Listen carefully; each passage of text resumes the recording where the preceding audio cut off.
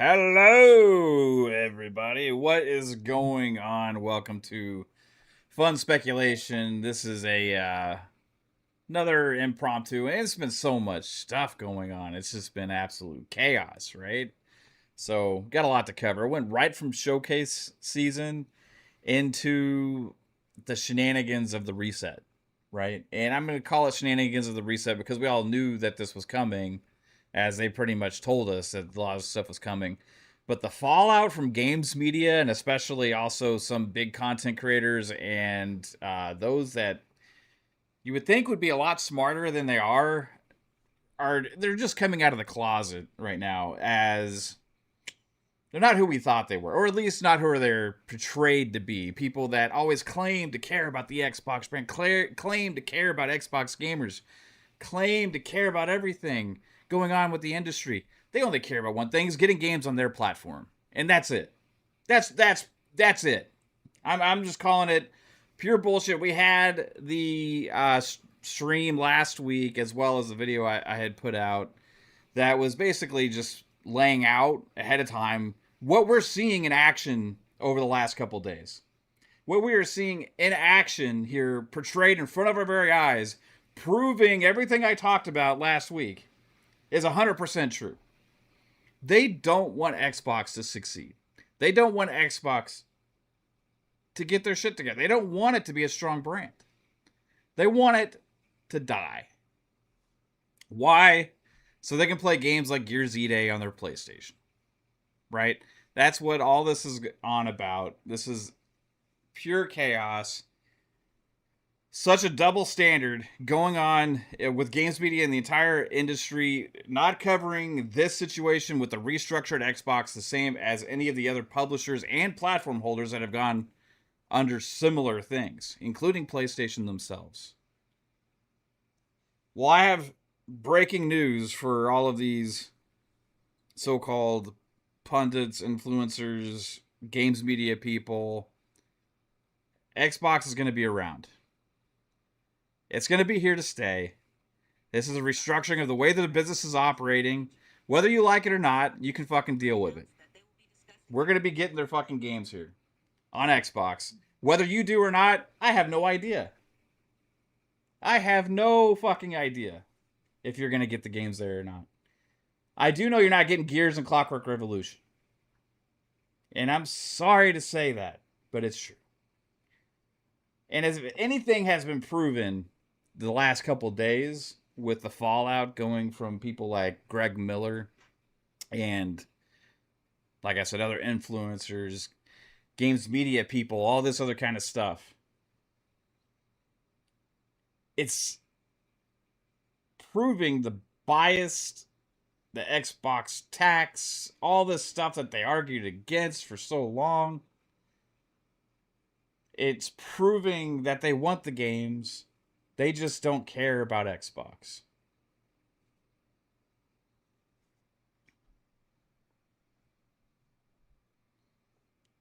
And as I have said many times, I didn't care about exclusivity. Exclusivity for me, either way, it didn't affect me as a customer, right? I was going to get to play my games on Xbox, get to play games on PC, all that kind of stuff. I'm still happy, right? Play anywhere. But I got to say, after seeing this attitude, this entitlement that these people have, they think that they are required. They are required to get these games in order for Xbox to be able to survive. It's a sense of entitlement that they don't project on any other platform or ecosystem. This level of entitlement, baby back bitchness like Greg Miller's portraying out there and other people like him. I hope they fucking make every game exclusive now. I hope they do. I hope they go out and make every fucking game exclusive. Just to watch you fucking cry. Just to watch you cry. Just to watch you sit up there like the sniveling little bitch that you are.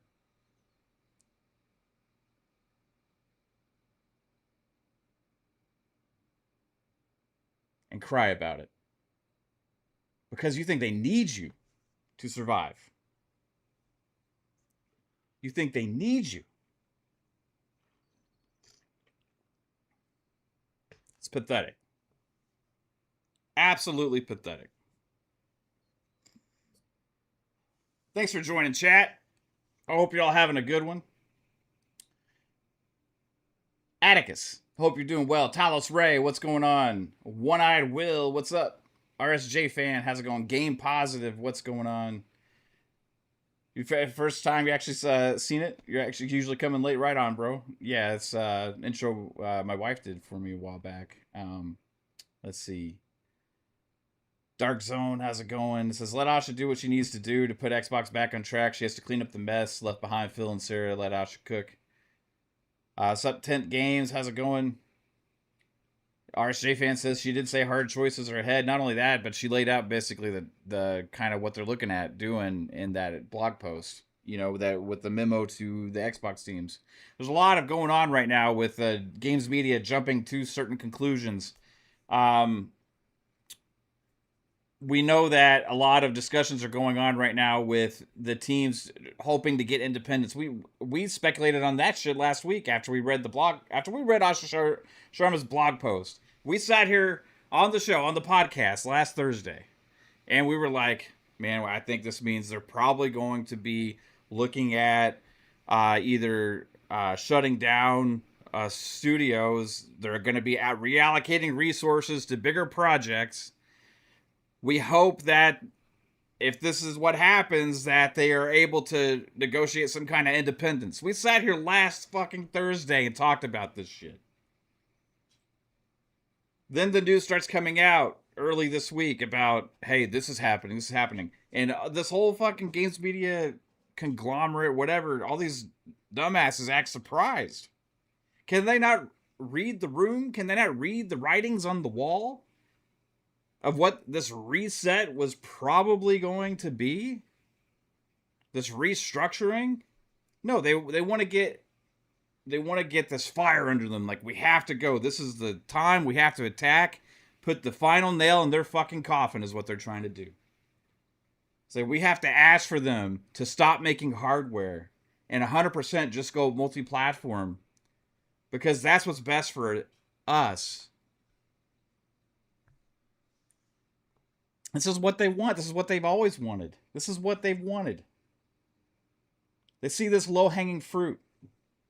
It's easy to go after. Why did they have the same energy when PlayStation closed each one of their studios, had a massive restructure after Hiroki Totoki took over, and one of the first things that he said in a memo to employees was, hey, we suck at business. We need to get better with this. What followed? A lot of structural changes, a lot of layoffs, a lot of closures of studios over the course of months. Did that not happen? Were we not all aware of this? Why was the same attitude and the same projection not coming out from games media from faces like Greg Miller? Why wasn't that same energy poured into it? Why didn't he ask PlayStation to stop making hardware? Or why didn't he say PlayStation, hey, keep releasing your games on PC because you need to sell them. You need to sell to more gamers. It doesn't make sense. You know, we got to go after it. Hey, PlayStation, start putting your game. Why not? Why? Why is it only Xbox that gets that level of hate and attention from you? It's the bias. It's the hate for Microsoft in general. The hate for corporations. Just own it. At least they're coming out of the closet. At least we know who they are now, right? They're letting it be known. When you go out there and say if you were to go into Satya's office, this is what Greg Miller said. I'm going to play it. I'm going to fucking play it.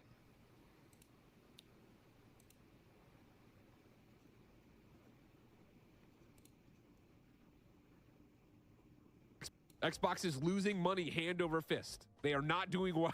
That's my problem. And that's your problem, Paris, is that we're fucking smart. If you took any of us and gave us control of Xbox, we would walk into Satya Nadella and be like, we're not getting rid of any of these fucking studios. What we're doing is stopping fucking hardware. You fucked up the world. You fucked up.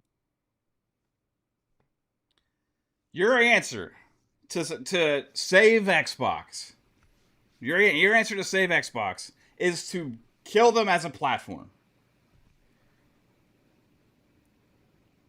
That's what you're gonna. You know what I would do if I walked into Satya's office? I would show them this clip of Greg Miller, and I would say, "This is the dumbass shit that you're up against, Satya. This is the insanity that is perpetrating and influencing the culture of gamers out there, rotting their brains. This is what you're up against. The worst thing you could possibly ever do is listen to baby back bitches like that. It's the worst thing you could ever fucking do is listen to snakes. The worst thing you could ever do is listen to somebody who admittedly hates PC gaming, only prefers playing on PlayStation and also is Nintendo, and will occasionally, if he has to, go play an Xbox game on an Xbox. Okay? He doesn't want to have to do that shit anymore. He just wants to keep playing those damn games on his PlayStation. That's why he's saying this. Because obviously it's better for him. It's better for the people that are like-minded like him. But where Greg loses the plot here is he forgets, oh, there's 30 million fucking Xbox console owners out there. There's 50 that have bought the Xbox One, the 30 that have bought the Series X so far. It might eventually get to around the same number. There's also a lot of Xbox PC users, cloud users, Game Pass subscribers, all this other kind of stuff. And you're saying the best thing to do to save Xbox is basically kill any hope of hardware for all of us in the future? What about all the fucking Xbox gamers out there? Do you not care about them, Greg? You only fucking care about yourself and what you like, bro. Just admit it. They don't have to be first in hardware to have the right to exist. They don't have to be the most popular hardware brand out there to have the right to exist as an option for consumers that like their products. And if they want to be more competitive by making games exclusive to that product or to the ecosystem, they have the right to do so just like any other platform holder. The fact that you think there's some kind of world where it exists that they shouldn't be able to do such things because they've made such mistakes in the past is absolutely asinine and delusional. You want the whole industry to be less competitive? You want the entire hardware team at Xbox to be laid off? You want the whole platform to kind of start to die down slowly because people are using their storefront less and less because they're not buying consoles? Is that what you want? Is that what's better for Xbox? You don't give a shit about Xbox, bro. At least you're upfront about it now. Just be real. Don't pretend to be on some altruistic thing for the devs. We got to save all these devs. Where were you when PlayStation shut down more studios than Xbox did this generation? And that includes the ones that are rumored right now. What were you going to Hiroki Totoki's office and Herman Hulse's office and say to them on the way to fix PlayStation? Or were those just for the betterment of PlayStation and their business to help it get on the right track because the industry's going through a lot of hard times right now?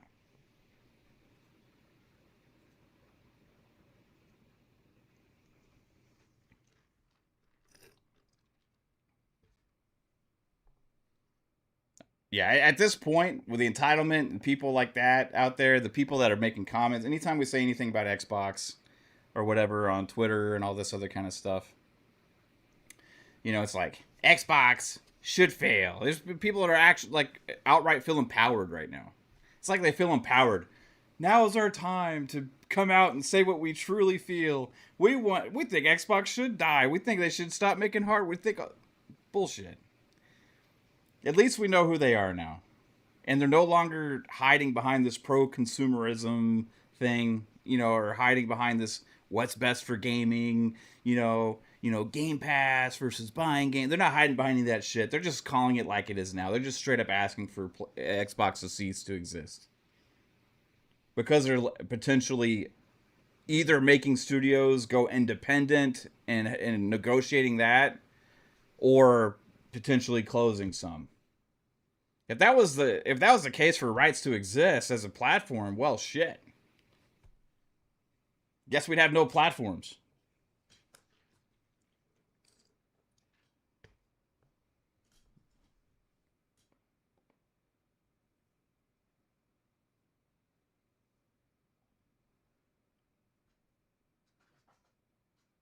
It's absolutely asinine, the craziness going on right now out there. Here's the thing, right? We knew when she wrote that blog post and it went out to fans through Xbox Wire, it went to all the internal employees, that shit was about to go down, right? They were transparent about what they're trying to achieve. So far, a lot has been made out there about what's potentially happening, the conversations, people at the studios are talking to media, not giving their names because they're not allowed to, but they're talking to media, all this other kind of stuff. There's going to be a big shakeup. There's a big restructuring going on right now. There's a big change happening within Xbox. They're changing their business, right? They are changing their business. What's on the other side, we'll see when we get there. But only we can see what they're telling us. And so far, what's happening seems easy to speculate based on what Asha Sharma told us in that blog post. Because it's falling in line with what we already speculated on. We did that last week. Before all of this stuff went down. We were already talking about this. And making assumptions as to what might possibly happen. Things seem to be falling in line with that. If you want an idea about the direction of where Xbox is headed, the simple thing to do is go to Xbox Wire, look up Asha Sharma's Xbox Reset thing, and it's all laid out for us on what their thinking is. They felt like they were overextended. They wanted to reallocate resources to the bigger franchises. We already talked about that. Now, we can have debates and arguments over whether that's good or bad for Xbox. We can make debates and have discussions on what's going to be better for us gamers, right, in that scenario. But to say that they should stop making hardware is the dumbest thing you can fucking possibly say. Brett Bingham with the $2 says the only redeeming quality of Kinda Funny is Paris. Yeah, except he gets a little quiet there sometimes, doesn't he? Shout out to Paris. No offense, but it seems like when you're sometimes in that position to be able to say the things that I've seen you say in other places, when you're there, you don't necessarily give that same level of push.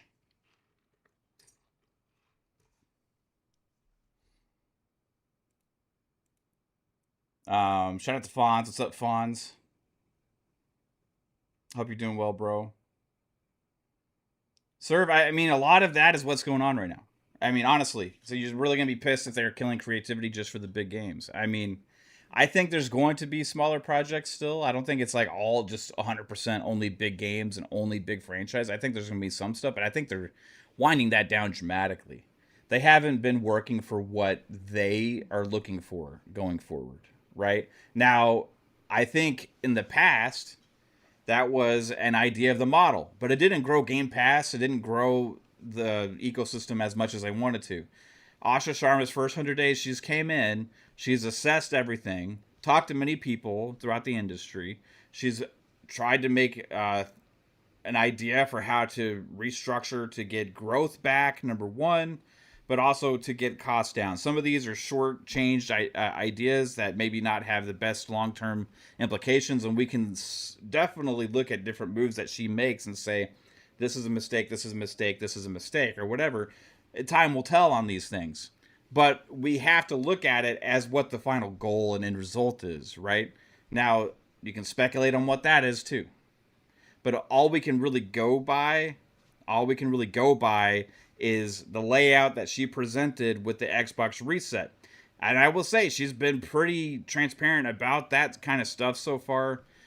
She was giving us a heads up, basically, that there was tough decisions ahead. Then there was the whole reset conversation. We were easily able to speculate on the kinds of moves they're going to be making based on the words that she said in that blog post, and a lot of that stuff is happening now, right? So if we look to the future, what we can expect is an internal structure that is more internal and less contract based, reworking the tools that they all use to be able to create games so they can create big games faster, and especially in franchises that are more popular at a high quality, right? That's the goal. That's basically the goal that she laid out there. Now they're also looking at potentially mergers and acquisitions to help them on the platform side of the development side and all of that kind of stuff to help that pipeline and fix a lot of the shit that she sees going down. She went in there and saw the mess that it was. Okay, she went in there and was like, "This is this is not going to work." And she's laid it out there. She says the way we're doing things cannot continue, and it's not gonna. They're making changes. The fact that everybody's surprised about this all happening is crazy to me. That's absolutely crazy to me. We can feel sad for the studios. We can feel bad for the people involved, right? The casualties, the uncertainty that may be going on through the minds of a lot of these teams and these developers right now. We can definitely have empathy and feel bad for them, but we can't pretend out here that this is the death of Xbox, that this is the end, that this is the time when it's time to shutter the fucking doors, it's time to stop making hardware, give up now, let everybody else win, and Xbox cease to exist as we know it. This is not the time for that. This is not going to be your easy fucking win, people. Okay? This is not going to be what you want it to be. This is going to be a change. This is going to be a change of business. This is going to be a drastic change within internally at Xbox. It's good, like people said, it's going to be a fucking bloodbath there. There's going to be a lot of people laid off. There's going to be a lot of restructuring. There's going to be executives leaving. There's going to be head ups at studios leaving. There's going to be studios split off to become independent. There may be some studio closures to going along with that. But at the end of the day, what matters is next year, the year after that, the year after that, and the year after that, what kinds of games, what products, and what platforms we have, or what hardware devices we have as Xbox gamers. And we should all be hoping for that to be good. We should all be hoping for that to be good. Everybody from every fucking platform should be hoping for that to be good because it's better for you if it is. It's not good for you if Xbox disappears into the night as a platform, as a hardware base. It's not good for you. You want PlayStation to get even more lazy? You want more magic cubes dancing around your God of War games? Is that what you want? Do you want even less big AAA first-party titles than you already get?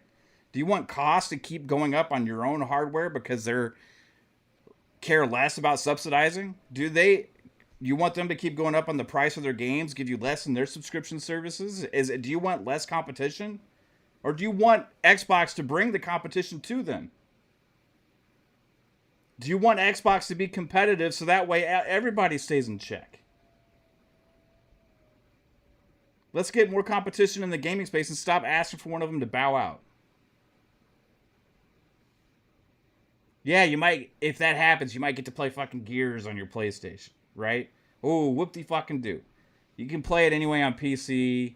If you buy an Xbox, you can play it in the fucking cloud. It ain't the end of the world that you don't get to play fucking Gears on your PlayStation, okay? You can cry about it. You can bitch about it. It doesn't mean it's the end of fucking Gears. It doesn't mean, oh, this is a death for the studio because it's not going to sell enough because they need PlayStation.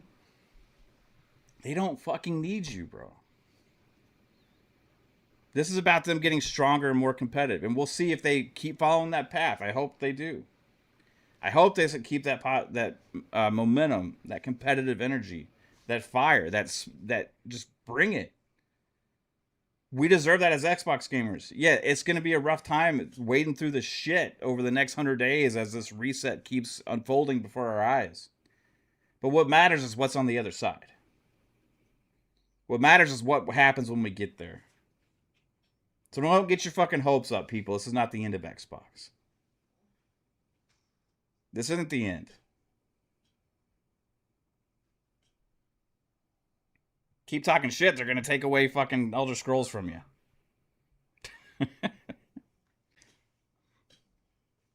You can take away Fallout from you next time. How about that? Keep talking shit.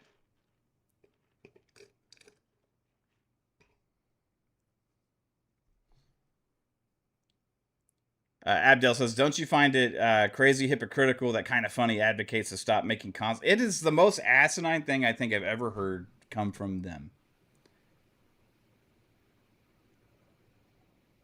Odd Eye says Xbox is coming apart. Xbox is making changes, man. These moves that they're making it's not just like, oh no, this is falling. This is decisions. This is cold calculated business moves right now. PlayStation right? Pushing Marathon versus Green Wiki in Destiny 3 is both hilarious and sad. Brett Bingham with the 5. Appreciate you, Brett. 100% agree with you, man. It is crazy. And more reports about Bungie layoffs, But, that's not being talked about. That's not being talked about at all. I mean, I think I saw like one thing from that on Twitter about that. But, it is what it is, I guess. But the reality, I mean, we spelled it out last week, everybody, on our show. They want us to fail. They want it to fail. They want Xbox to die. It's shitty. It sucks, Serve. It does. There's no sunshine and rainbows about restructuring, about layoffs, about studios going through problems of either having to find a new partner or else they're going to be shut down, right? There's nothing happy about that. There wasn't anything happy about it when it happened at PlayStation with all those studios either. The difference is how it's discussed and talked about within games media and also a lot of the big content creators out there. Because they completely just overlook all this shit on one side. And then when it comes where Xbox has been clear about it, they're also doing more by actually trying to negotiate independence for these studios as opposed to just cold-cutted shutting them down from the start.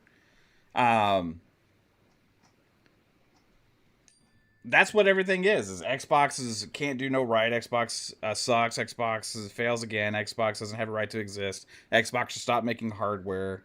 All of this kind of stuff. But guess what? PlayStation did the same thing. Like, and these are PlayStation guys saying this shit. Like, in no world should Xbox executives be listening and taking advice from the words of people that constantly shit on Xbox. The people that admittedly prefer and to only play on PlayStation. Like, it would make no sense. Like, you want to challenge that. You want to entice those people to end up using Xbox. Not say, hey, we should give you everything and cease to exist as a platform. That would be the most horrible thing for the entire gaming industry if Xbox ceased to exist, like some of you want. There would be a reckoning that you would not be ready for if that happened. Like, it would be horrible. It started when it was announced as an exclusive, Alfred, yeah. And then it's right after that news of E-Day being exclusive, this happened, right? Timing of it, I mean, the timing is they're not gonna delay doing studio like closures or negotiating independence for studios they're planning on cutting ties with because of their model they're going for. They're not going to delay that announcement. So the timing just was unfortunate, really. The timing of this following right after that is unfortunate because we can't live in this world of hype and excitement that lasted weeks or a couple months before this, right?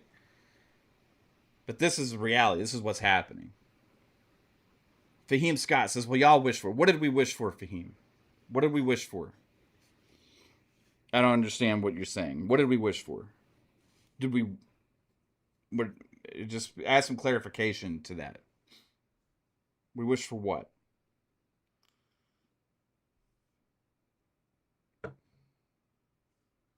M. Piggins says, I'm pretty sure they don't listen to PlayStation fanboys. They listen to the accounts. Yeah, they listen to the dollars and cents, 100%. But their idea right now is that, hey, we need to be more competitive as a platform again. And that also has a lot of dollars and cents. You know why? Because the platform is a storefront. It's more like people lose the plot on this, on the whole exclusivity thing and everything. They're just focused on like one game. What's the betterment for this one game? Okay. Now, when these platforms make a decision, let me make this very clear to you. Okay. Well, after the super chat, appreciate you, Jimmy Mac. People want Xbox to just be a publisher. That would mean billions gone throughout third-party and indie publishers. Mass layoffs, a collapse in gaming. 100%, Jimmy Mac. Appreciate you, bro. Thanks for the $5 super chat, man. Let me make this clear. It's not just about each individual game, okay? It's a platform versus game balance, okay? Now, on one end, the platform's stronger if you have exclusives, okay? Because you're growing that platform. Now, Xbox's platform extends to console and their PC storefront, cloud, and Game Pass, okay? Things that are only within that helps grow that and makes it stronger. And on the other hand, you have the individual games that are going to be released. And yes, by making games exclusive to your platform, it will obviously not sell as many copies because you are purposefully excluding it from places. Okay? But that is something that platform holders have done because it makes sense for their business for a long time. Where I always came from is personally as a consumer, I don't care as long as I get access to my games. I wasn't going to abandon Xbox if they were not doing exclusives because my experience didn't change. I was calling people idiots for abandoning the platform just because of that, because they were mad at them for those decisions. However, I don't blame them for not wanting to put games on PlayStation. I don't blame them for making that business choice. Business-wise, I think it makes the most sense, as I've always said. Because the platform should come before everything else. Because the platform is where you make your most money as a business. It's not just your first party games. The first party games are pretty much commercials to draw people to you. Your storefront is what you need to be driving people to. Because when you get people into your ecosystem, then they're buying the third party games there. They're buying, your games of service, monetization games, and all that other kind of stuff there as well. So platform before worrying about profit on individual games. Now, I know some of you that may be like an asinine thing. However, that's been the model for gaming. That's what PlayStation does. That's why they advertise a lot of their first-party games so hard. And even if they aren't selling as well, it's still like, hey, look at this. This was only on our platform. That's why they go out and do the deals for Spider-Man and Wolverine and potentially X-Men and stuff like that in the future. So don't go bitching when Xbox is deciding to go and make their platform stronger again and the brand stronger by leaving things exclusive to that.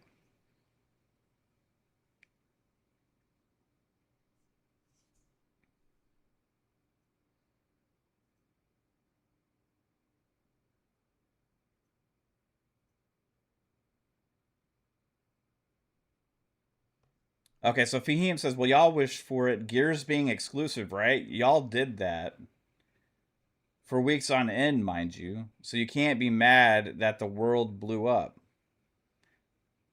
We can call the world fucking double standard asshats for not blowing up about every fucking PlayStation and Nintendo game that's exclusive.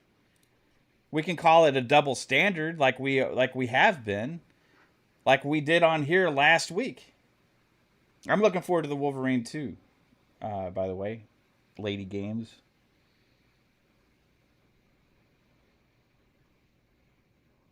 Like, we can call it a double standard how those things are championed and consider, hey, look, they're treating their console and like platform users better. They're prioritizing them. They're all doing all that. Oh, look at this. You know, cool. It's exclusive. That's how they're treating those games. But when Gears is made exclusive, it's like, hey, a Fallout. Oh my god, this can't fucking happen. You know, like it's bullshit. And that's why you've seen a lot of that in the things that Greg Miller was saying. It was like, you shouldn't be talking about exclusivity, you son of a bitch.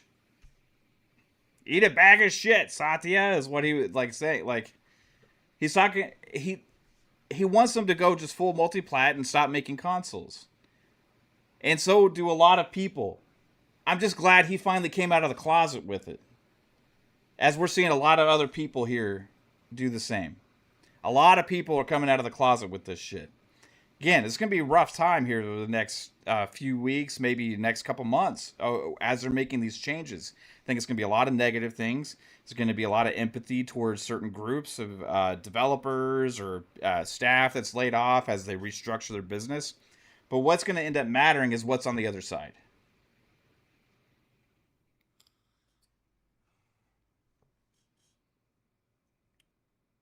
I mean, they've been clear about the position that they're in. It's not like they're just like championing the fact that they had record profits and then shutting a couple studios down. You know what I mean? Like it's crazy. Edson Rodriguez says if they stop making consoles, you will still be able to play your games on PC hybrid devices. But the problem is there, Edson, is how many people end up deciding to use the storefronts for those on the Xbox apps, right? Yeah, our libraries may live on. But if they stop making actual hardware geared towards the core fan base of Xbox console gamers, that will potentially end up being the final end of the Xbox like whole storefront and everything, right? Because what you're going to see is that 30 to 50 million Xbox strong. I mean, people act like there's nobody that plays Xbox, right? But that's a lot of people that are very heavily invested into buying games. In fact, the engagement numbers come out a lot, and also the amount of people that actually are playing games and all these other kind of things. You can even look at it on some of PlayStation's third-party titles that they've put out. That the engagement and the dollars spent per Xbox gamer is actually higher than per PlayStation gamer. Now, you can look at that as because PlayStation's more popular to casuals that only play like one game a year and stuff, and that's true. But they heavily engage. There's a lot of heavily engaged, heavy spenders in the Xbox ecosystem. And if you just say, we're not going to do that anymore, you are basically giving up the biggest asset you have as a company and platform. So you need hardware. You need hardware for the consumers that still choose to use that hardware. You need those options for the gamers that like console gaming. Because if you don't make it for them, they're going to have to go buy the PlayStation because they're console gamers. And if you lose a great percentage of that, then your store becomes less valuable.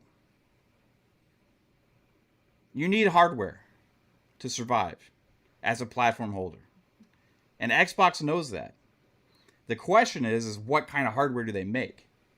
The question is, how do they navigate the issues facing the industry and tech right now with memory, RAM, storage, all of that kind of stuff? How do they navigate that? Because that is a challenge, and it is going to directly affect what they're able to do with Project Helix.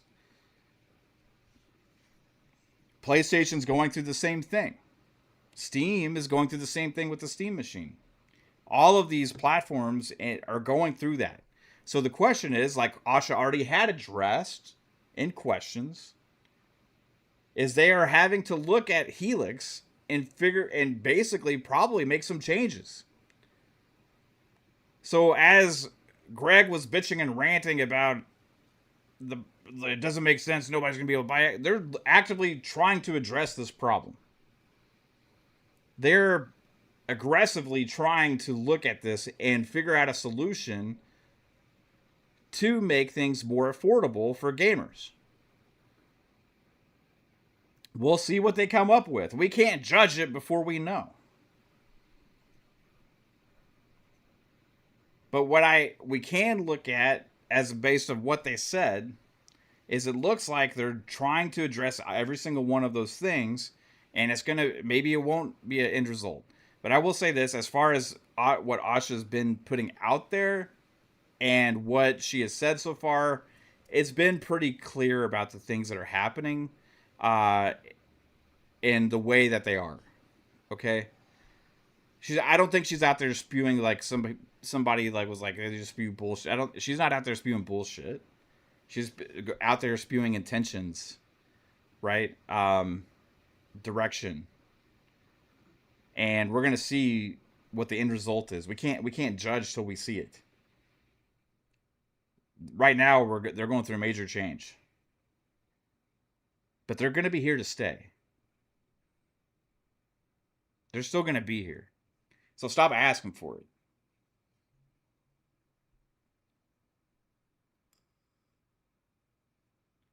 Fahim says no one's crying over Gears. Oh yeah, there's a lot of fucking crying over Gears, bro. Oh yeah, you need to go back to Twitter after that announcement was made. You got to look at all the people who are like, there's no way it's gonna succeed if it's not on PlayStation.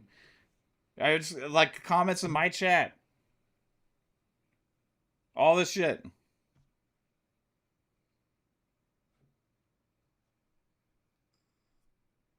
And Sir says, Greg was right about, hey, we can look at Satya and criticize him and all that stuff. That's fine, right? I mean, that's definitely fair. Like, we can look at his influence and things that he's done and things that he's pushed, much like the rest of the big, giant megacorps in the tech industry and stuff have done. And we can say that this was a stupid move, this was a dumb move, that's a dumb move, all that kind of stuff. We absolutely can go after Satya and look at blaming some of the moves or whatever that he's made for positions that things are in. But that doesn't mean that they need to stop making hardware. You know, like that's just a weird jump. You know, that's a weird jump for people to be making, just asking them to do that, because that benefits nobody. The only people you could actually look at seeing, like, in their very short-sighted minds right now, is like, hey, cool, I get to play some games on my PlayStation that I wasn't going to get to before. That's like it. The rest of it is going to affect Xbox very detrimentally if they do that. It's going to affect consumers very detrimentally if they do that. And it's going to affect studios even more detrimentally if they do that. You think it's going to make them stronger, but no, if they don't have the money coming into the platform as much as they do, then that's going to be less investment into studios.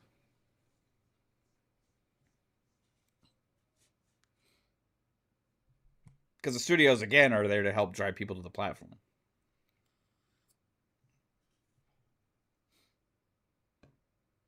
They're not in the entertainment business of just being... Like, Xbox's idea isn't just to be a publisher of games. That's not why they made all these investments. Unless they have the storefront end with the whole base there to back up everything they're doing, it's all going to go to shit.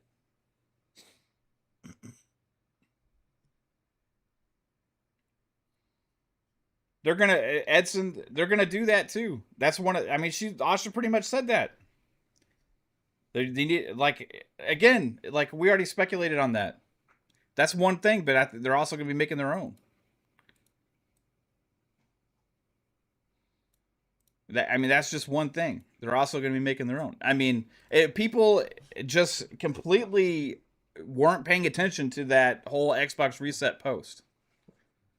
Like, it was extremely clear. I don't understand the surprise that people are having, and like I'm gonna read this again because it lays things out for us, and you have to read it and understand the intention behind it.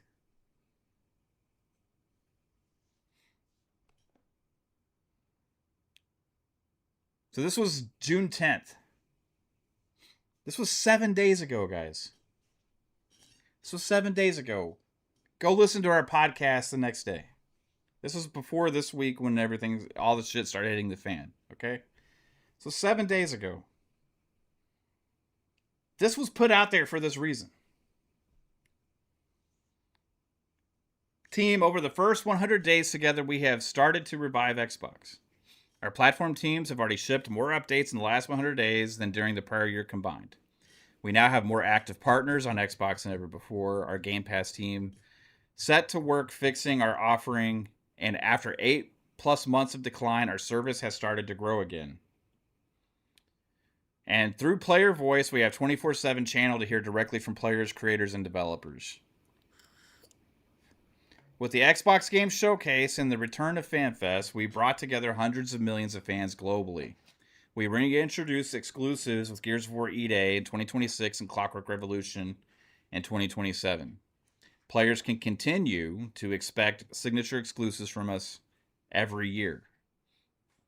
In parallel, Playground Games reminded us that established franchises can achieve incredible new highs. These results are early,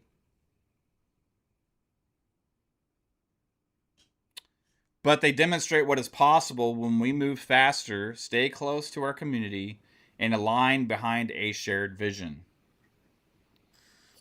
We have made mistakes and will continue to make them. But what matters is that we listen, learn, and adjust the course where needed. Remember, our fans are rooting for us. Your fans are, Asha. The people that actually care about Xbox as a platform and gaming are rooting for you. The unfortunate thing is you have a lot of not fans. Xbox has a lot of anti-fans. They have a lot of haters, right? They have a lot of fucking haters. And they are not rooting for you. The worst thing anybody at Xbox could do is listen to them. Don't listen to the haters. Don't listen to all the people that will go into all the YouTube chats like our comments and talk shit about Xbox constantly, because they're idiots. Don't listen to the people like Greg Miller that go off the extreme end and say you should stop. What's troubling is when Fadge said they monetize their games on YouTube more than on Xbox. This was never addressed. Now they're addressing it 2026. Jax82, yeah, appreciate it with that 5. Yeah, I agree. I think I think Jax, part of Satya's comments, people are like, oh, this is coming from Satya. I think Satya is speaking about the things that he's learned from Asha. Asha was sent there to, like, I keep calling her a fixer. Right? She's a fixer. She's gone in to assess, change, reshape. She is there to identify the problems, fix the problems, at whatever cost, to bring Xbox back. I think Satya is learning from the things that Asha has been reporting and what they need to do to be successful going forward.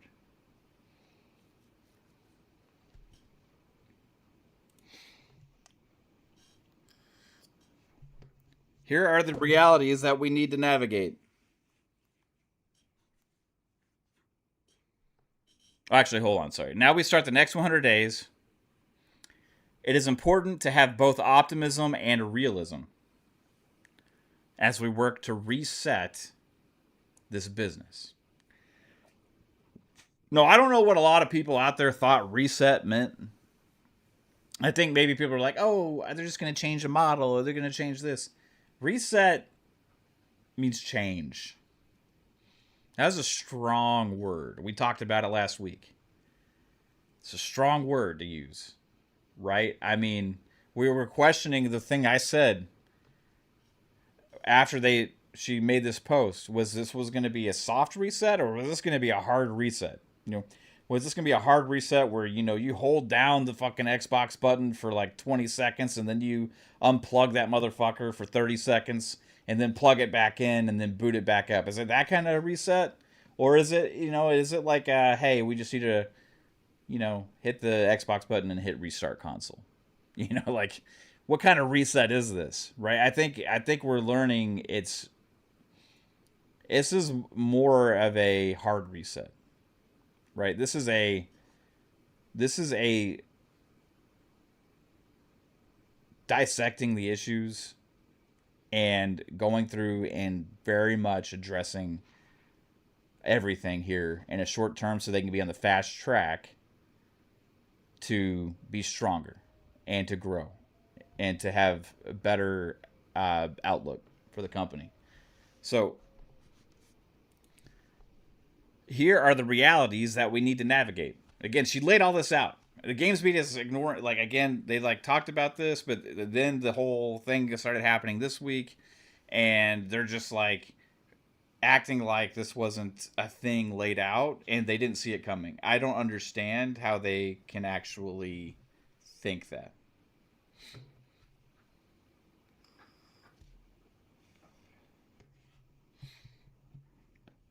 Edson Rodriguez says, problem is you guys are talking exclusives nonstop without realizing there won't be games if 90% of their studios get shut down. I can see Undead Labs and inXile closing by this time in 2027. Okay, well, Edson, why not address that same thing for PlayStation with all the studios that they shut down? Do you see the contradiction there? PlayStation has shut down a few studios that they just recently acquired, by the way. Let me go here.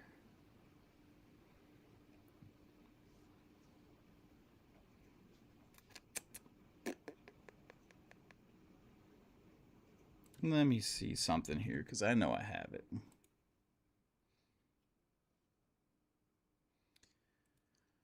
All right, PlayStation, this generation, PlayStation has shut down Manchester Studio, Japan Studio, Pixel Opus, London Studio, Firewalk Games, Neon Koi, Bluepoint, and Dark Outlaw Games. They had also had some partners that they had made deals with to make games for them that were independent, second party type games, and they also canceled those, and those studios got shut down as well. So those are that. That's 1, 2, 3, 4, 5, 6, 7, 8. Now, if Xbox actually does shut down these studios this generation, that will be Arcane Austin, Tango, which Tango ended up surviving, by the way. They ended up going on to living because of the deal that was made. So, actually closing, I don't know if we count that or not. However, Arcane, Tango, The Initiative, Ninja Theory, Compulsion, Double Fine, and Arcane Leon. So that's 1, 2, 3, that's 7. So PlayStation, and this is, again, we don't know if Double Fine is going to survive independently. We don't know if Compulsion is going to survive independently, and Ninja Theory is going to survive independently. Right now, that's up in the air, right? Hopefully they do, but we hope for the best for them. Okay, but you're talking about PlayStation already had all of those. They've also had the wiffle waffing of business decisions and business direction and what kind of games they're going to be making, whether they're going to be putting games on PC. Now they're not going to be putting games. Like, they've had a lot of the same restructuring. Hiroki Totoki took over and changed a lot of things. They've went through the same thing. So why, what I ask, is the same conversation not brought upon them when they're restructuring, make similar changes, and shut down studios and have layoffs?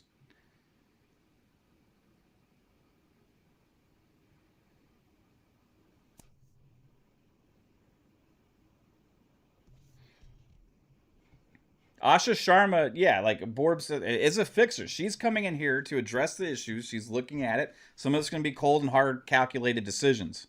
We're not going to be all super happy and it's not all sunshine and rainbows when those things are made.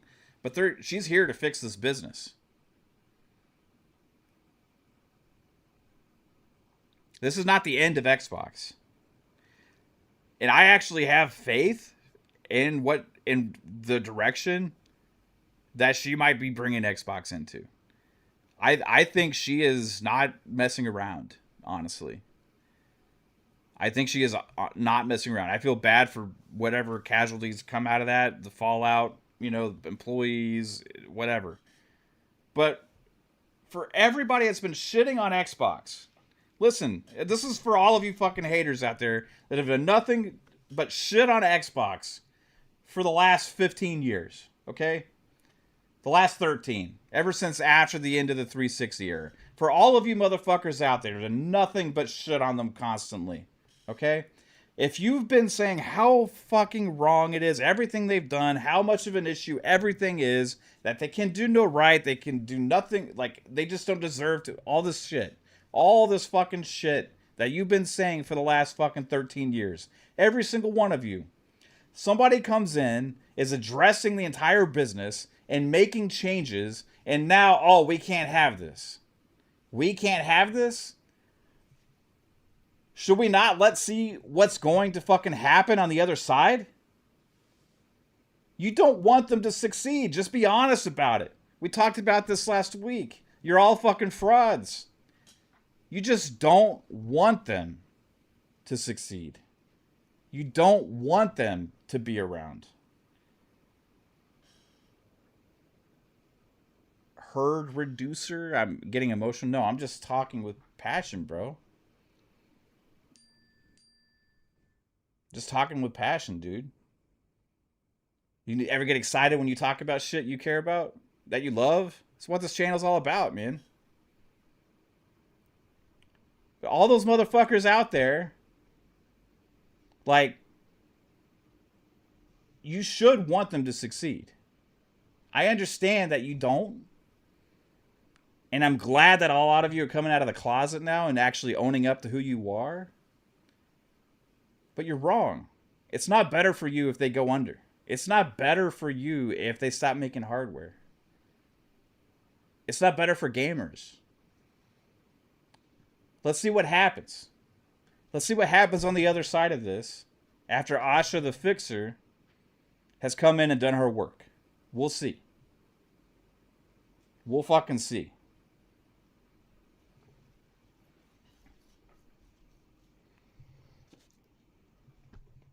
Hey, it's Phasma. What's up, Phasma? You rock with Dave. Back to this post. Number 1. Over 1 billion players choose to play Xbox in our games each year for a total of 72 billion hours across console, PC, mobile, and streaming, excluding much of China and a few other properties. Our franchises are also among the largest and most beloved globally and are now breaking records in TV and film. Going forward, our competition is attention. There are more great games, TV series, franchises, creators, content formats, apps, etc. than ever before. Number 2. So that's like a, hey, here's the positive. Right? That was the, hey, here's what we're working with. Right? Here's what we're working with. Now, number 2, we will end the fiscal year at about 3% accountability margin, which is bad. Down year over year. Excluding ABK, over the past 5 years, we've spent $20 billion on ongoing investments in our content, platform, and hardware subsidy. But our annual revenue has declined nearly $500 million during that time. Going forward, this can't continue. So they've been investing more, but basically the profit has been going down. They need to change that. No shit.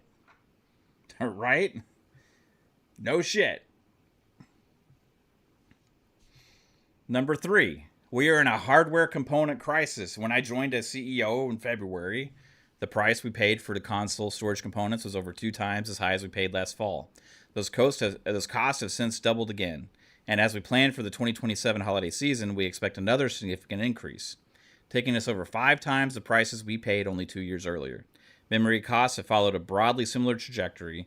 While the entire industry is facing a component crisis, we believe we have been impacted more greatly than many of our peers due to the choices we made over the last half-decade.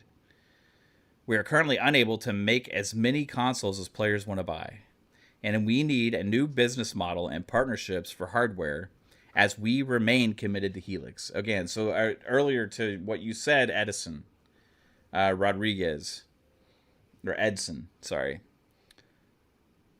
We are currently unable to make as many consoles as players want to buy, and we need a new business model and partnerships for hardware as we remain committed to Helix. Now, partnerships for hardware could mean any things. You could be looking at, okay, well, besides AMD, what other partners can we make for components? You know, are there other component dealers that they can, or makers that they can work with as well? You can also look at partnerships as OEM devices, which I think is very insinuated here, that they are going to have more like OEM partners like Asus make shit for them, as well as their own hardware. I think that's very insinuated here as well, right? So I think it's likely. We can speculate upon that based on the things that she said. They are committed to Helix, as they said numerous times, but they've also alluded to the fact that they are addressing and looking at what Helix is and how it's structured. She said that in interviews. We expanded our studio system. This is number 4. When we needed a pipeline. This is one like, okay, let's set the table for what's been going on this week, everybody. We expanded our studio system when we needed a pipeline of content to meet multiple strategies across subscription, streaming, and devices. In the process, we found ourselves overextended as we executed on changing strategies in the landscape of more readily available content. There, she's talking about, hey, you know, we expanded basically to have a bunch more games that's going to help us get more content out, right? But they become overextended on that, is what she was saying. We are the fortunate stewards of industry-defining franchises that have enormous potential and player demand, but we have not adequately funded them to compete and win. Hey, so that's the whole line where, you know, we can look at it as, hey, they are going to be moving away from a lot of the smaller projects, the art house style games, the ones that aren't really going to be big platform sellers, but are more, you know, like content providers of just keeping refreshing content out there. This is a move to grow the platform in a stronger way with bigger franchises. So serve to your concern. Yeah, and you can feel about that however you want to. You know what I mean? Like, if you like the Keepers and the Kilns, you know what I mean, of the world, if you like the South of Midnights and stuff of the world, right? There's going to be less investment from Xbox first party in that direction, right? Because they aren't seeing that as a big growth to their business. And that's one of the things that Asha's making the decision on. That's why last week we speculated on studios like Double Fine and Compulsion and things like that, right? It was easy to read the writing on the wall with this fucking post. And we said, hopefully, if they do cut those studios, they can gain independence, right? And we are still hoping that. I do think it's good that they're trying to negotiate that with them as opposed to just cutting them at the knees and saying bye, you know, and hopefully that is a thing that happens, but we'll have to wait and see.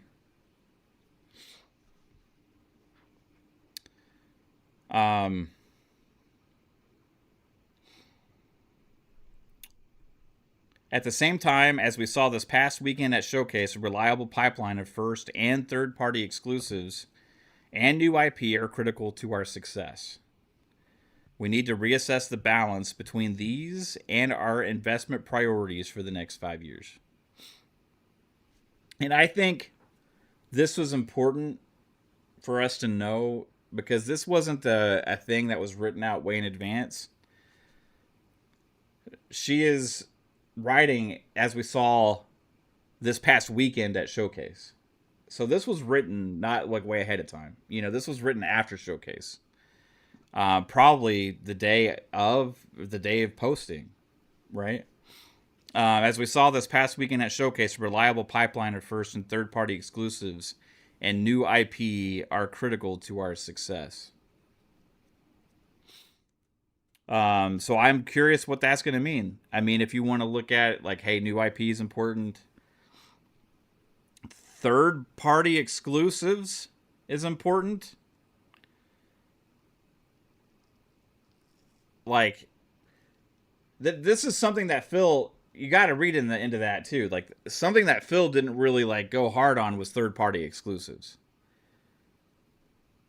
Like, she's looking at this like, hey, third party, first party, the bringing exclusivity. She's looking at playing games in more place, playing this whole console thing as business, more like PlayStation's doing.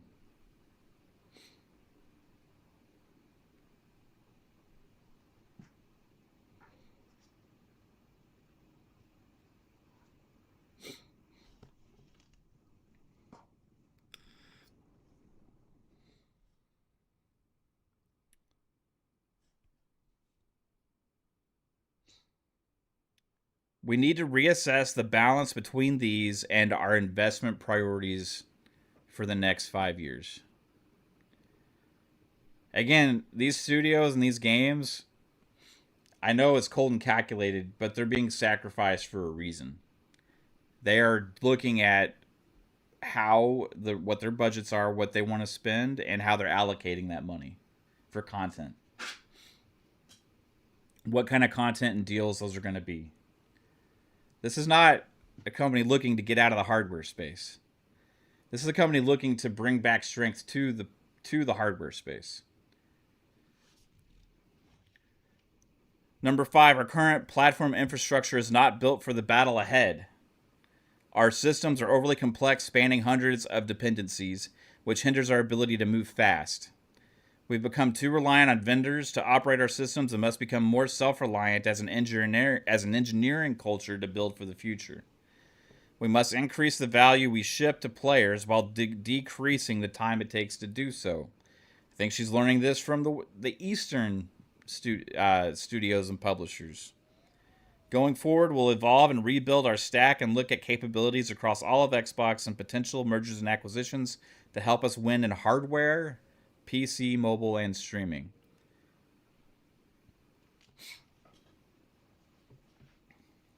No, BS Gamer. That's not true. All you got to do is look at the source. For some of you, these realities will be surprising and even frustrating to discover. We won't succeed by hiding hard truths, nor will we succeed by doing the same thing and expecting different results. Like the everyday wins mentality from the first 100 days, we will sprint to make progress against hardware, content, experiences, and services together. Xbox is one of the few places where people come not just to play, but to connect with others to create memories, with console at the center of how our showcase experiences are defined.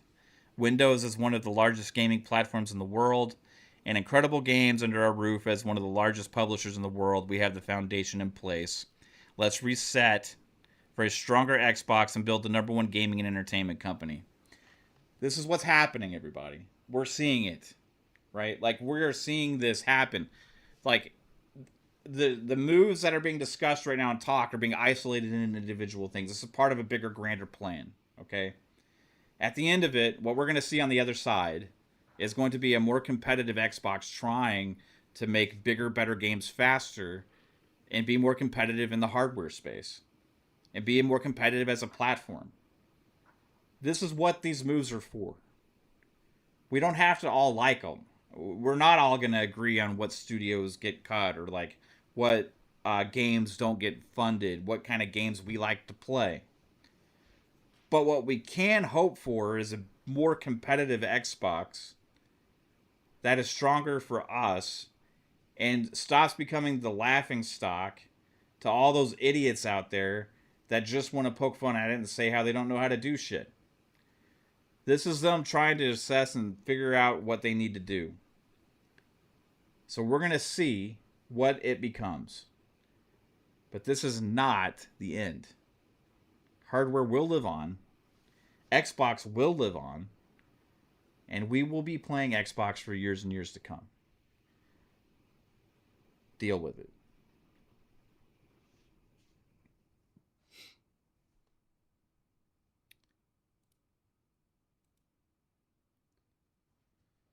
Let's get to the chat.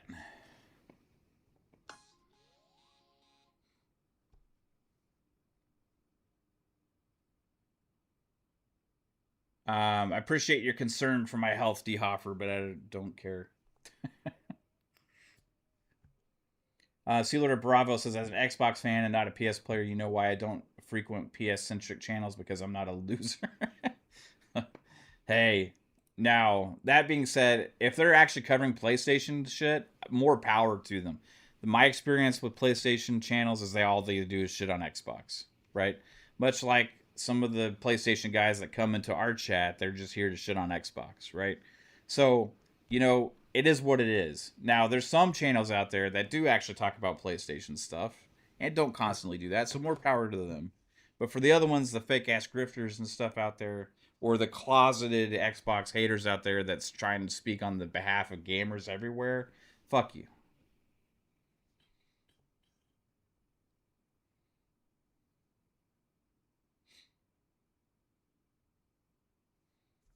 Let's see. Xlands Gaming says, I'm hearing no studios have been closed yet. Technically, they haven't shut the doors yet. Or closure. So apparently no.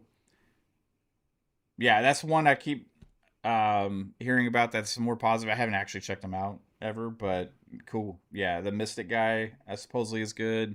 I know that like PS Trophy Room, Mr. Badbit, he doesn't shit on Xbox constantly, I don't know what he's been saying the last few days, but overall, like, there's a lot that don't. I mean, there's some that don't. I won't say a lot, but most of them, they're just there to shit on Xbox, right? And they completely ignore the problems going on with the own company, and they don't even talk about the games that the company that they like makes whatsoever. They do like to shit on the games that Xbox makes.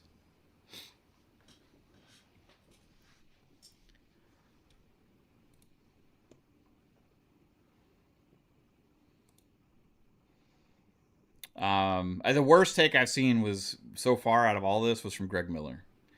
I've seen a lot of people passionate about things, or like see like that the writing's on the wall, Xbox isn't gonna succeed, all these other kind of things. I mean, they can spew that shit all they want, it doesn't matter. But like the people that are actually out there saying like Xbox needs to get out of the hardware, Xbox needs to just only be multi-platform, and that's the only way forward, and all this shit, they're just full of shit. They just want the games on their system. We just got to call it like it is. They just need to be real, right? And I think maybe they are being more real than they've ever been before by outing themselves. Looney, yeah, it's just still power on, bro. Your Xbox is still power on, man.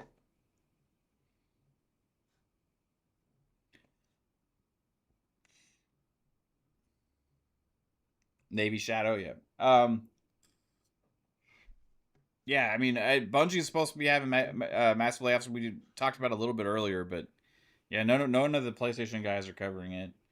I don't talk about PlayStation stuff as much because I don't care about it as much. It's like I only call out the double standard. When it comes to PlayStation, I like to call it the double standard. How like things are not covered in the same way, right? All the trolls and stuff that just come around here and stuff like that, like,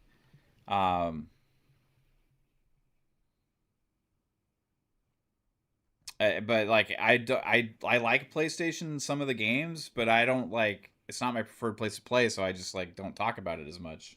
You know what I mean? Like, I don't want them to fail. I want PlayStation to be strong. I want Nintendo to be strong. I have my own views on the things that I wish they did for me as a gamer, but I don't expect them to do that just because I want those things. You know, like I would like certain franchises to be brought back to PlayStation that they've gotten away from. I think I would like better hardware from Nintendo, you know, that's more console focused and less handheld focused. But that I'm not gonna get that shit. You know, I've had my rants about that stuff. You know, like I at the end of the day, I can only say that stuff so many times. Other than that, like talk about the cool stuff that I may be interested in playing on those platforms. Other than that, you know, it is what it is. I will call out shit like God of War fucking Lafe because that's not what I wanted to see. I wanted to see there's big fucking studios make great looking games, and I'm excited to play. You know, it's like this hate for Xbox is just so astounding, right? It's just so astounding. That was what that video was last week. I'll be right back, guys. I gotta answer the phone here.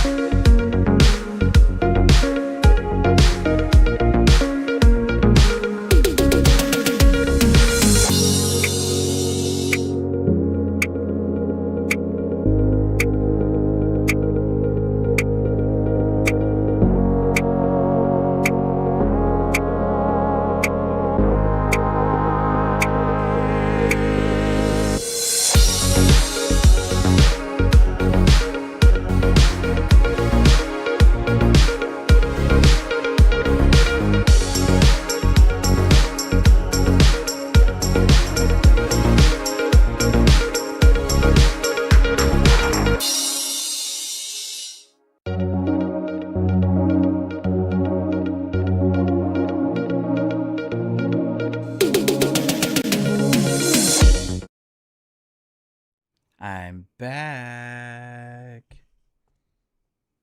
What's up, everybody? All right, let's get back to this. Sorry, I had two different calls I had to deal with back to back. Borb says, "Damn, my boss caught me working early or leaving work." That'd be really like I'd have to catch myself. I'd have to catch myself, man. I'm my own boss. What do you mean? Or maybe my wife caught me leaving work early because she's the real boss around here, right? Um,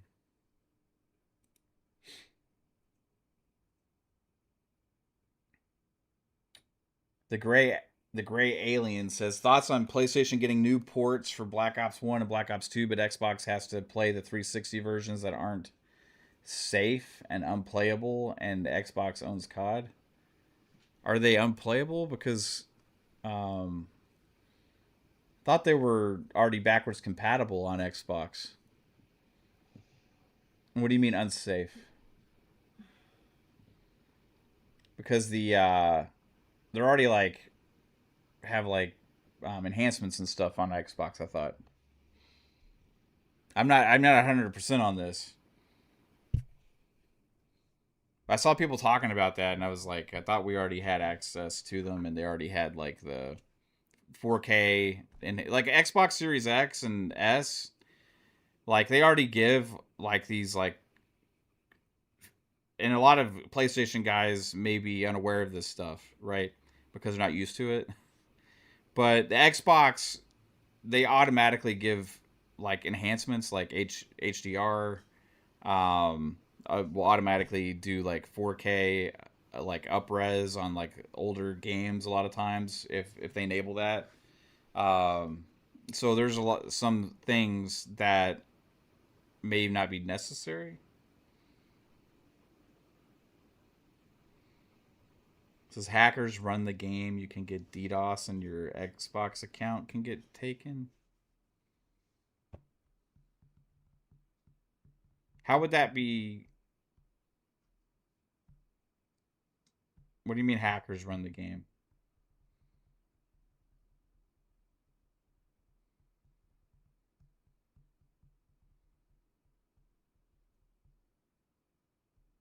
I don't know. I would have to. I honestly like. I'm unsure what you're talking about. Hackers running the game, so I can't address that when I'm not familiar with it.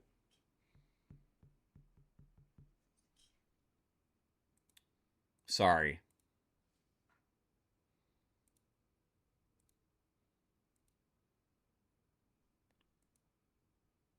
I think the primary reason though that you're asking though is because you can't play those games on a PlayStation right now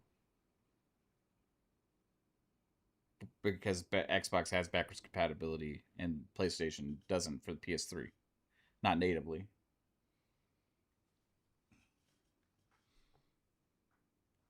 Um, what you could also do is ask PlayStation if you wanted to. Why is there the necessity for studios and publishers to have to do the work to get older games onto the platform again instead of actually going through the work of doing emulation native to where you can access those games natively on your system instead of only having to be able to access PS3 games through the cloud. I would suggest dressing more hate towards PlayStation for that than directing your hate towards a company for putting a game that wasn't playable because of the fault of another platform holder on that platform again. That's what I would say to that. So you should be going asking PlayStation to get their shit together so companies don't have to circumvent their bullshit backward compatibility issues. And because there may be a thirst over there for it, that's something that's already available on Xbox, maybe they're going to sell some shit. You know, take advantage of those PlayStation gamers that aren't properly being utilized, aren't properly being taken care of by their own platform. You know?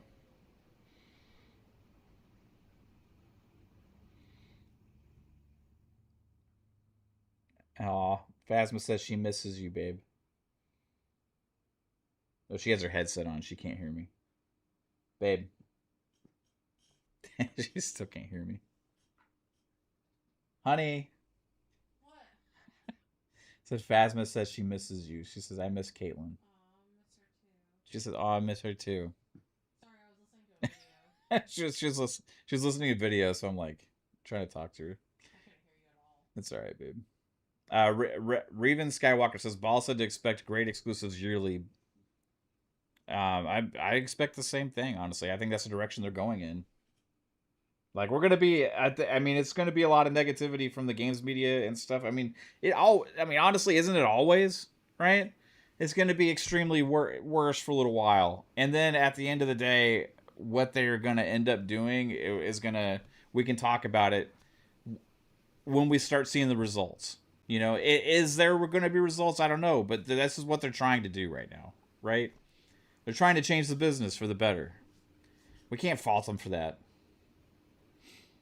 So, I mean, it is cold-hearted sometimes, you know, but it's a fucking business.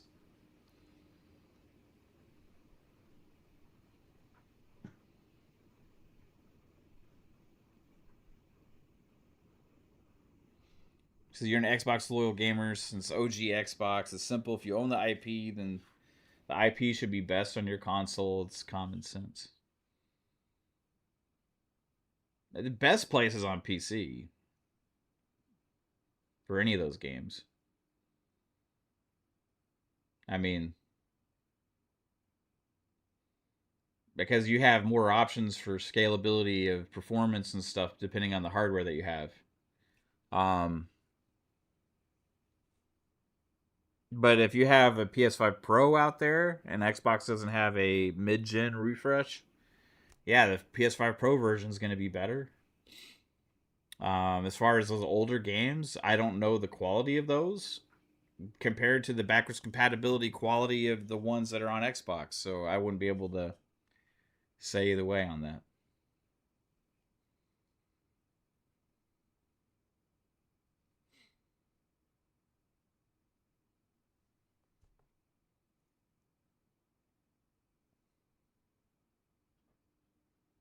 Sealord says, I was never my own boss until I retired. It has its ups and downs, Sealord. For sure.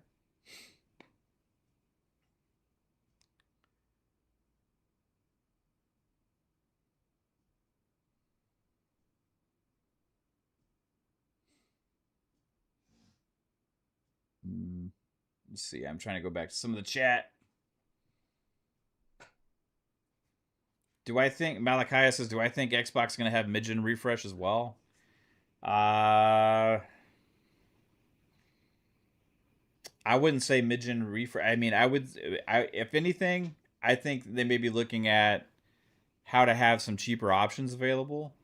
Maybe slim down models that hit similar performance metrics and stuff like that. That may be using some different tech. I think they may be looking at different models on how to have different hardware options out there. I talked about it before, speculating about some kind of other device that they could potentially make. You know, I think there's going to be different hardware options out there, but I don't think we're going to see like a more powerful like Xbox Series X Pro thing.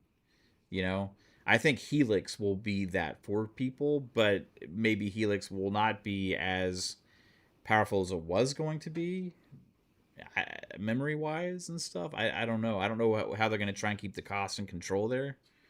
I think they're going to be they're looking at a lot of things right now. I mean, she pretty much said they're looking at changing, you know, exactly what Helix is, you know, because of the stuff out there going on right now. And that could be like subsidiary or not subsidiary, so subsidy wise, you know, they could be looking at, okay, well, how are we able to subsidize this console more, right? Or they could be looking at how are we going to keep the cost a certain level because we can't have it be like $1,500 fucking dollars, you know? Like, I think they're looking at a bunch of different things right now with Helix. A big thing going on right now, I think the whole potential openness of it might be trimming down. So Helix could potentially transform into more or less like more of an slightly open-ended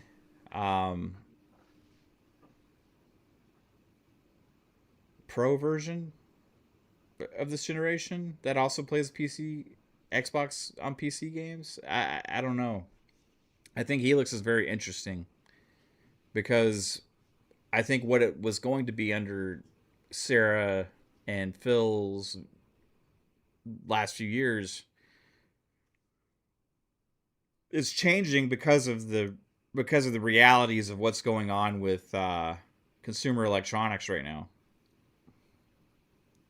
Yeah, buy your own RAM. Yeah, exactly. I mean, I think that they're going to need to be able to have a certain price point and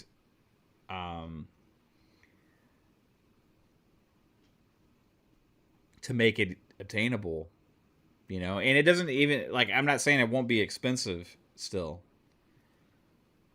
but they can't let it get outrageous, right? It depends on what your definition of outrageous is. Like it can't be approaching like $1,500 to $2,000, you know, to have a premium device. They got to have it somewhere between like a nine, like what a PS5 Pro price is, but somewhere between like 900 to 1,000, maybe. Like I would say that hope is what their target is probably for something like that.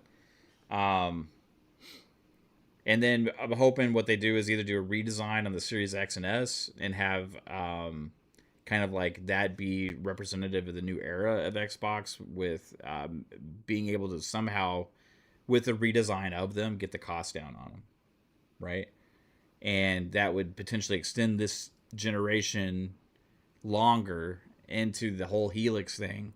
And then eventually, would we see more next gen hardware? I think it would be completely dependent on the next 5 years. I think the next 5 years are going to really tell us like where things are going. I don't anticipate like anything beyond Helix wise. I think we'll have like maybe some revisions, some new interesting devices out there in Helix, and beyond that, I think it's going to be up to what the next 5 years dictates to see how much more investment they're going to be putting into the hardware space at that point, right? They're trying to restore and have the console base be really strong, right? I want them to succeed with that. We should all be wanting them to. And after 5 years from now, I think it'll be kind of a not just for Xbox, but it'll be like interesting to see what's happening with consumer electronics wise in tech, to see what kind of devices that they make going forward, if that makes sense. I think and I'm not saying we would get stuff in 5 years. I'm saying at that 5 year point, like what situation is everything in consumer electronics wise, cost wise, business model wise, to decide what direction hardware wise you're going in. What do you mean 5 year? Helix is next gen Malachias, right? So they're not. I mean, that's going to be Helix will be probably 2028. I'm guessing at this point, if they push it back, at best case maybe into 2027. But at this point, with where it's headed, I'm thinking early 2028. And then beyond that, we're looking at 3 more years after that is what I'm talking about. So the whole 5 year thing isn't like a oof thing. Like you're gonna have like Helix out there. You're gonna have PS6, you know, and then you're gonna have a myriad of other kind of optional devices. I think. I mean, this is what I'm envisioning. You're gonna have like Sealord says, the OEMs, right? You're gonna have the OEMs. You're gonna have the native Helix device. You're gonna have the PS6, and then they're also potentially having more options for their devices as well, right? And then beyond that, I think for both companies, for PlayStation and Xbox, what they make after these Helix and PS6 and stuff is going to be very determinant on what's going on with tech and consumer electronics 5 years from now. So we'll be into next gen. I'm just curious, like, what scalability is going to be for it and all that kind of stuff.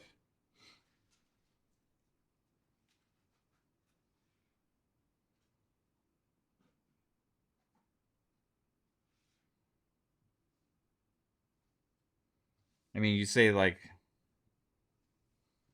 you're talking about 2031, but before they may be looking at like, okay, what are we gonna do next after Helix? It's not crazy, bro. Yeah, it's not fucking crazy.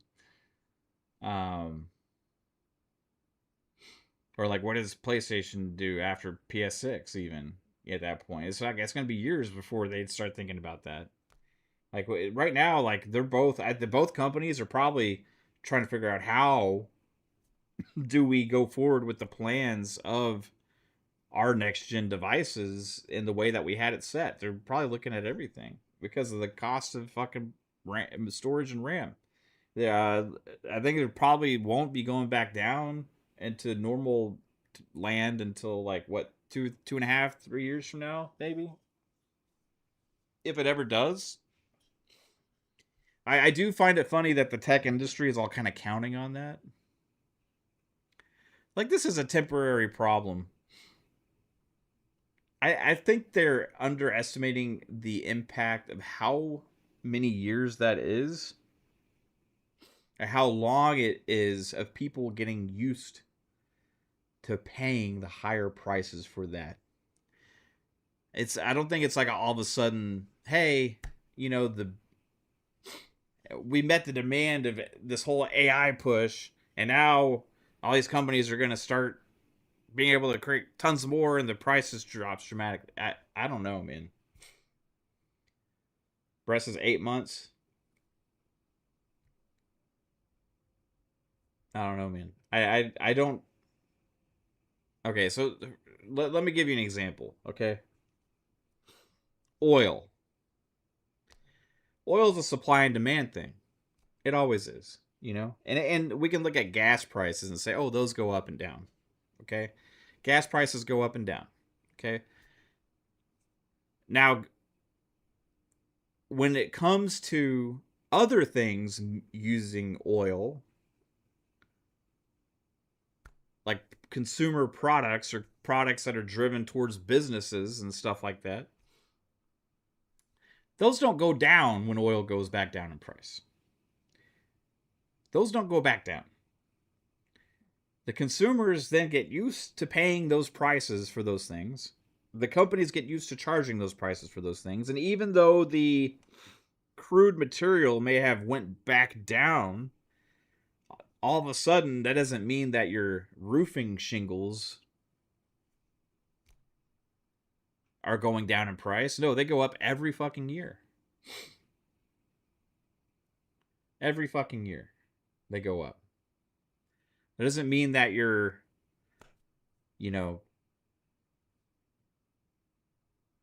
cars are getting cheaper that have fucking, everything's made out of oil.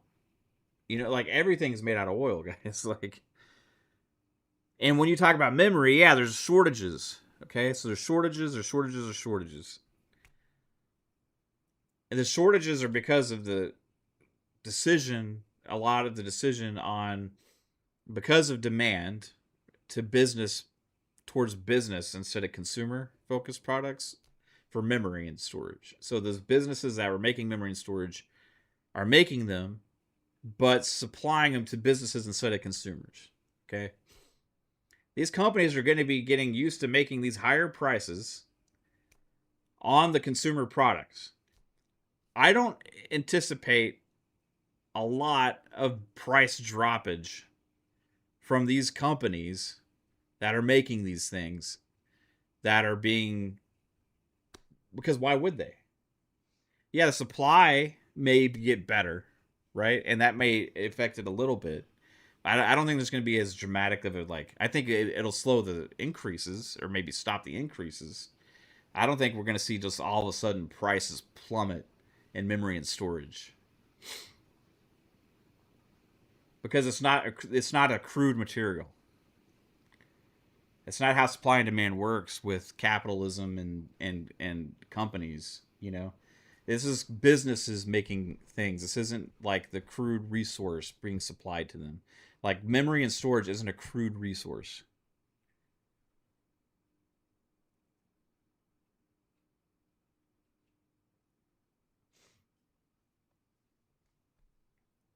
Fillmore Pocket says after AI data centers demand normalizes, it will take another 9 to 18 months for consumer RAM and GPU prices to drop back to historic baselines.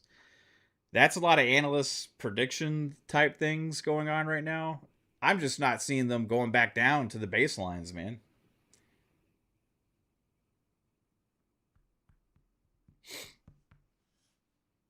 Consumer wise,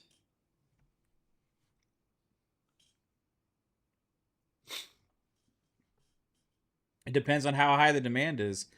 If nobody's buying them, then yeah, they'll end up having to go down. But I don't know. I just don't see it. The greed of these companies, man. Like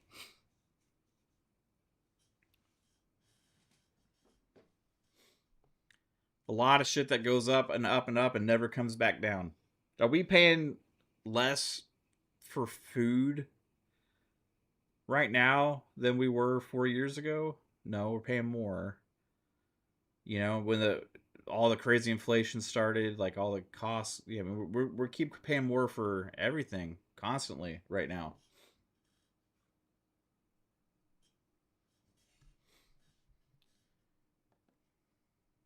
We have the first trillionaire in the world.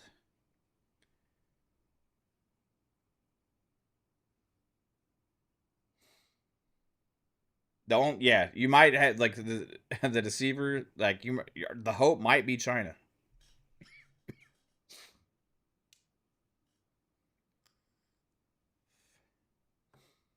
What you might see is more instead of China making more products for other companies, more components and manufacturing other people's products, you might actually see them start producing more and more of their own and releasing those at cheaper prices to like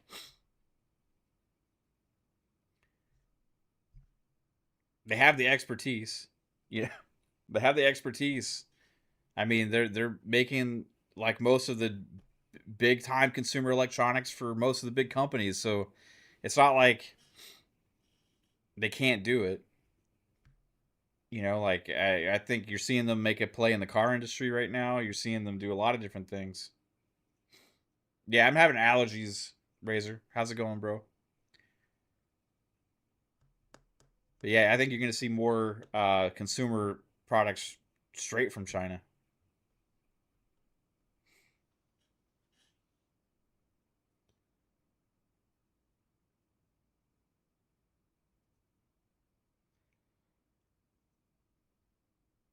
Yeah, I don't think they're going to go back down to the baselines.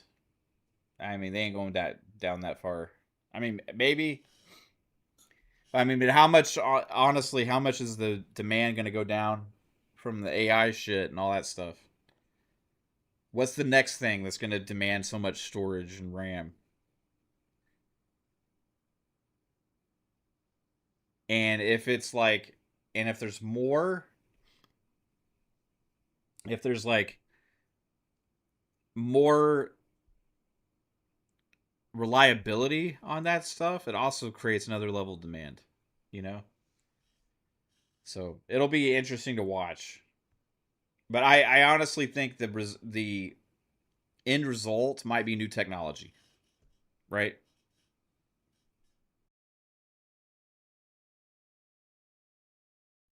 At the end of the day, I think the end result will be new tech that might ease the burden of the demand for RAM and storage. What that is, I have no fucking clue because I'm not smart enough to figure it out. But I think somebody's out there working on those solutions.